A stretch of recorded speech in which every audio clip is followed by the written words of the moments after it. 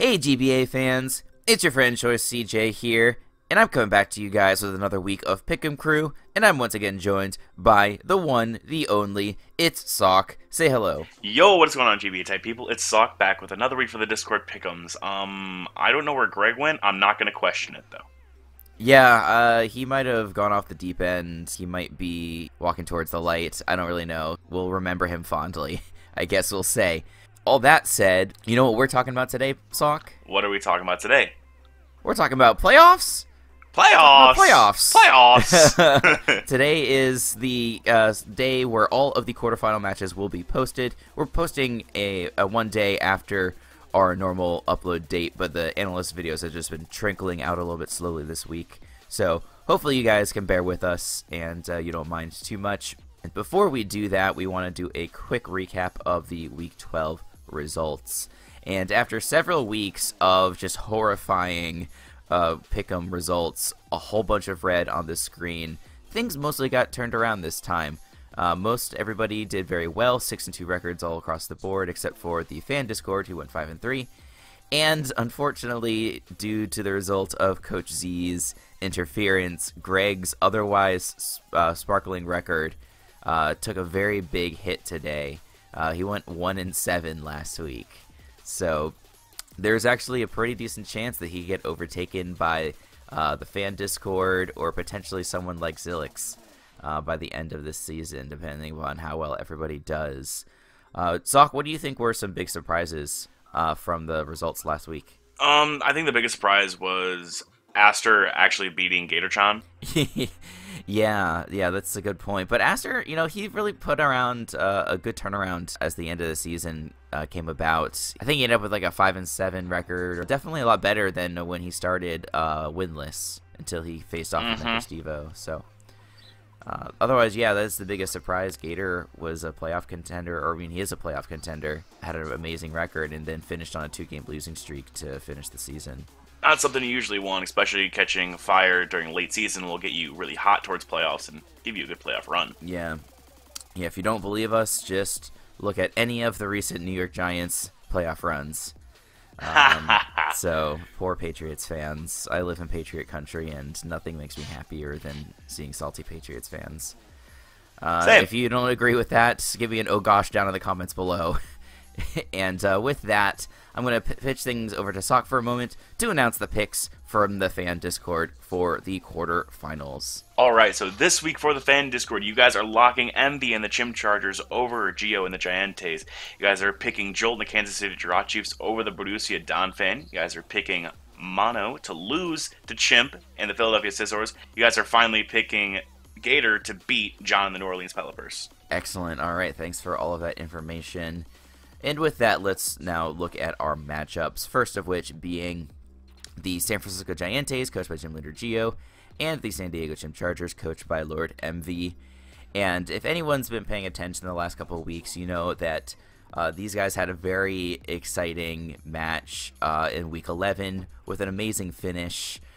You know, you can be upset that Geo got the 20% hacks, or you can be someone who just appreciates an exciting finish. I think I fall into the latter category, and though I think there's a lot of MV fanboys who don't.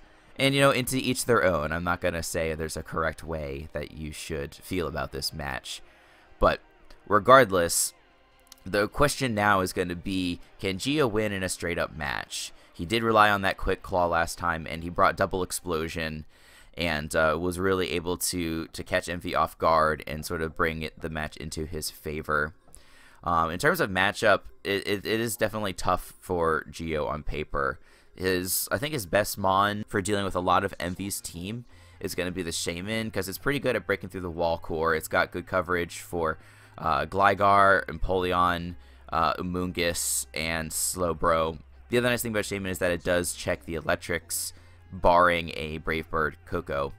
The only issue with Shaman is that it gets murked by Pinsir, and that's what happens when they played in Week 2. Pinsir is able to get 4 kills versus Geo, so he's going to have to watch out for that. Otherwise, on MV's side, yeah, like Pinsir is amazing. The other thing I want to add is just that the electric types from MV do very well versus Geo. because Doug Trio is not a very sturdy electric immunity, although it is annoying in plenty of other ways. So in a straight-up match, I'm thinking that MV has the edge here. Do you agree, Sock? I completely agree on this. Yeah, so this is probably the match I'm most excited for, just because there's been sort of the most build-up and the most history in this matchup going throughout the season. Why don't you tell us about our next match, which is between the Kansas City Giraffe Chiefs and Tokumonori's Jolt versus the Borussia Donphan, coached by El Scizor. This is one of the more lopsided picks this week, guys. I think it's a clean sweep. Everyone's picking Jolt over Lars. For Jolt, Spadef Toad is pressured really, really bad this week, just by a Gengar and Kieran Black just alone. Because if you don't have that, Kieran Black can start putting dents in your team and really just start making everything just start falling. Cobalion is a huge threat to a lot of your team with his ability to Volt Switch, Zen Headbutt, and Stab Iron and fighting type moves. Makes a lot of your team play on the backhand. So scouting for that item early is going to be really a pivotal moment.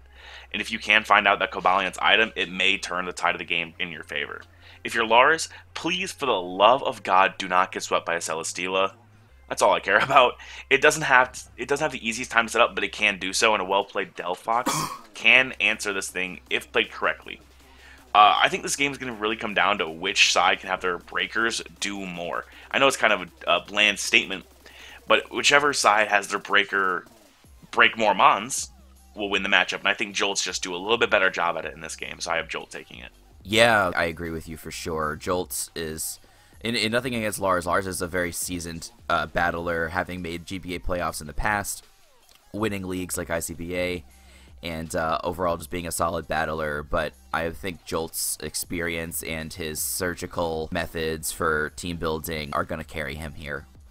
Now let's go into our third match. First two matches were from the Sun Conference. These ones are from the Moon Conference. We have none other than Chimpact and his Philadelphia Scizors going up against Monotui and the Tampa Bay Luxrays. Now when these two played earlier in this season, Mono was actually able to pick up the W. I think it was even the first or second loss for Chimpact of the whole season. Kind of an upset there because Chimp was undefeated up to that point. Keldeo was the all-star of that game, getting 3 kills. So it does look like it has a very good matchup still. Chimp has made a few changes to his roster as the season's gone along. His only good Keldeo check is Tapu Bulu. The other thing that I look at is Mega Charizard X, and there still remains very few checks to Charizard. He needs to bring like a bulky Fizdef Uxie to hit that thing with like a T-Wave or other status moves. Intimidate Scrafty could be helpful. Otherwise, he needs some sort of Resist Berry to check Zard. On Chimp's side, something like Greninja looks fairly nice, just because Mono's team, while has a lot of speed at the top, it doesn't have any true burners, I would say, besides like Weavile. And yes, Greninja doesn't really have any defensive purposes, but it does at least to resist the dual stab from Weavile. So maybe he can use that to his advantage. Obviously, low kick is a thing. But otherwise, it has super effective coverage for practically everything. I guess Zard doesn't get hit super effectively, but Greninja's strongest move, which is Hydro Pump, is not resisted by Charizard. So that's something I think Greninja can be very potent here. And then it's supported by something like Spikes on Ferrothorn. Greninja can definitely just pave through Mono's team if Mono does not take care of that thing properly. So I am going in favor of Mono. Sock, who are you picking? I actually am picking Mono as well. You put out a lot of good statements. Nothing really I can add on to it. Gotcha. Yeah, well, either way, I will be excited to see the result of this. You and I obviously are counting on Mono. So let's now talk about our last match. This is between Pokemon and his New Orleans Pelipers and the Florida Gators, coached by Gator. Why don't you break this down for us, Sock? All right, so this is my lock of the week personally, and I'm locking Gatorchan to win. The Gator Classic Life Orb Mamoswine does really well. Only Cress, Escavalier, and Hariyama are his best switch-ins, and Mega Altaria just comes in, says hello, and starts clicking 3 buttons. Mega Altaria is huge this game in order to break, and I think Mamoswine can actually clean up late game if it is played well. Mega Diancie just clicks 3 moves, such as Diamond Storm, Moonblast, and Earth Power, and can run through Gator's team. So I can see like a Scarf Superior set coming in order to surprise that. And if you're on John's side, a well-played Mega Diancie will win you this game, so you have to be wary of the Scarf Superior. While your Mammoth switch-ins are limited, Escavalier's a really good mon and can do some work if you play it right. And remember, for the love of God, Buzzwole is a good Pokemon. Do not sleep on a Scarf set because it will do some damage. Yeah, it was a Buzzwole, right? I think that's what we said last time or something to that effect. Kind of looked like one. Yeah, you kind of look like one, that's right. Yeah, you got, like, biceps that are bigger than your forehead. Absolutely. That's going to wrap up our pick'ems for the quarterfinal matches of GBA Season 8. If you want to be voting on these matches, make sure you join the fan Discord. There will be a link down below. It is run by my buddy It's Sock over here, and it's got a whole lot of activity that you guys can join in on, a whole lot of shenanigans, a whole lot of memes. So we know that there's nothing more important than memes. So get in on that action. Make sure you also drop a like on this video and you subscribe to the GBA channel for all sorts of analyst action. We're going to be breaking down these playoff matches for you, and there's going to be live recaps coming up for the different battles. And, of course, make sure you check out all of our amazing coaches and analysts. You can get all of their info down in the description, and that way you won't be missing out on any of the weekly action. Sock, give us your closing words. Well, I hope you all enjoyed today. Let's look forward to hopefully some good matches in playoffs. Hopefully no more hacks or a superior trolling MV again. With that, I think we're done. I don't know. Just for the outrage, it might be worth it to see some hacks. I am more than I am more than ready for some hacks and some people to come yelling at me like they usually do. Yeah. Give us a hashtag oh gosh for outrage down below. Thank you guys for watching. We'll check you guys out next week. Until the next time, peace. Peace out, Girl Scouts.